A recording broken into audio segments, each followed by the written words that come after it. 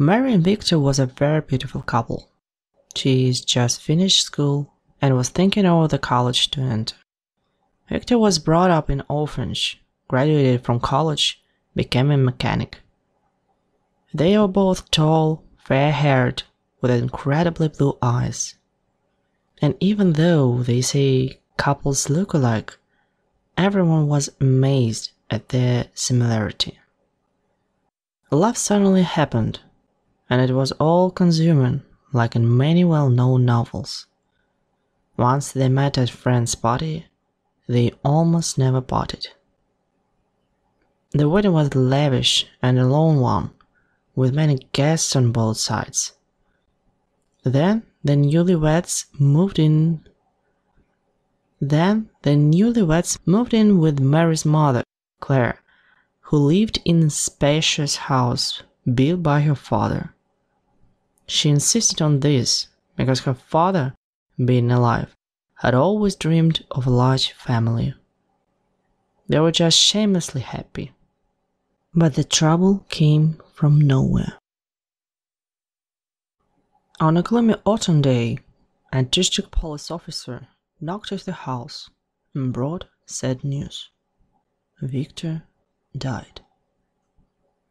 He must have fallen asleep while driving, and the car went off the highway and hit a roadside pole at full speed. Mary vaguely remembered the funeral.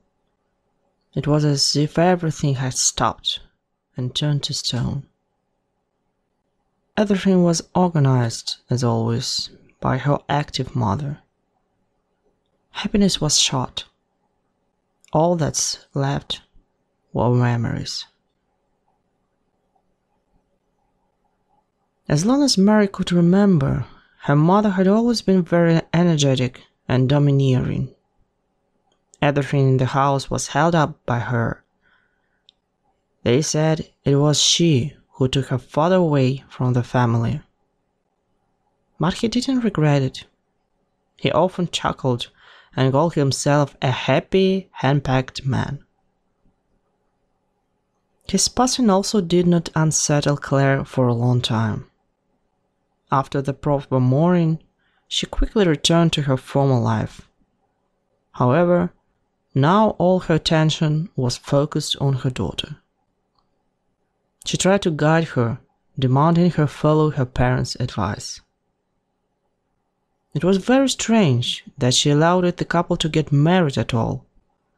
The orphan was not a welcome son-in-law, and Claire had to accept only after Mary's threat to leave home forever. Being alone was the worst prospect. Who would she have managed? Who would she have raised? And after the wedding, she got two words at once. You could comment both. Mary didn't resist out of habit, and Victor didn't want to spoil relationships with his mother-in-law. There was no rush for them to have kids, and their mother also insisted on this. She decided that higher education is important for her daughter. Victor didn't argue, because he wanted to live his life for himself. A young man dreamed of having his own business and worked hard to realize his dream. He opened an auto repair shop and over time began to earn good money. The money in the family was enough for a very comfortable life, although without much chic. But a new mother-in-law seemed to go off the rails. She began to buy expensive things, dress up, visit a cosmetologist and a massage therapist, and one summer she even declared that she was going to Italy for a vacation. "Where do you get the money for a beautiful life?" asked her daughter. "Well, I've just waited some money from Moneybox," laughed her mother.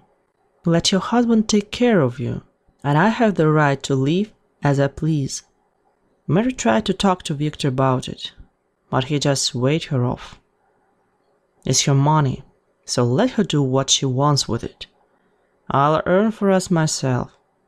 If she goes away, she will interfere less in our lives," said Victor, and then he was gone.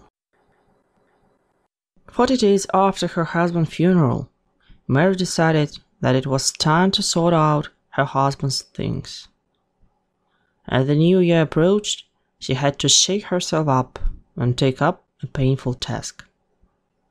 Methodically going through Victor's wardrobe, she arranged the clothes in piles to give to the needy. The wardrobe was almost empty, leaving only a beautiful suit. Dressed only once by Victor for a wedding, it hung in the corner in a lone cover. The girl slowly unzipped the package and gently ran her hand over the silky fabric. "It's like touching my husband again," she thought. She took one last breath of her native scent, trying to remember it and prolong the moment of happiness that had flown by. However, a strange rustling sound made her draw back and prick up her ears. She thought it was wrong to give this away, even with unnecessary but personal papers. A hand went to the inside pocket of his jacket. In the pocket, there was a thick postal envelope with a stack of money transfer receipts for quite a large amount of money. Mary wanted to crumple them and throw them away. Well, never know who her husband sent money to. Yet the man had his own business. But suddenly, her eyes were caught by the recipient account number. "Mom? Why did her husband send her monthly payments? Did he want to pamper his mother-in-law?" filled her head with thoughts. So that's what it is, the money box. But why not just give her the money after consulting me? Why all these spy games? There were more questions than answers, and she ran to find her mother. Claire was in the kitchen, chopping cabbage for a pie. The pastry was coming up at the stove. Rushing into the kitchen, Maria abruptly stopped in front of her. The ill-fated bills fanned out on the table. "What is it?" The question was sharp and cold. Her mother brushed aside a stray wisp of hair from her forehead, squinted at the discarded leaves, and suddenly began to sink to the floor. Mommy, what's wrong with you? Don't worry about it. I already realized that it was my husband who gave you a beautiful life. I'm not angry." Mary made every effort to get her limp mother to her feet, but the effort was in vain, as if her strength had left her. She leaned against the wall and wept bitterly. "I only believed that I could keep you from it." "Where did you find these recipes?" asked Claire. The daughter sat down slowly and, puzzled, stared at her mother. When the storm of sobs ended, Claire raised her wet eyes. "Darling, I can't expect you to forgive me, but please, listen and try to understand." They were both sitting on either side of the table, looking at each other intently. There was a heavy pause, and her mother began to tell her story. "Do you remember how I was against your marriage? And it isn't just that. Of course, his unknown origin and orphanage past aren't a strong argument, but not a sin if a person is good.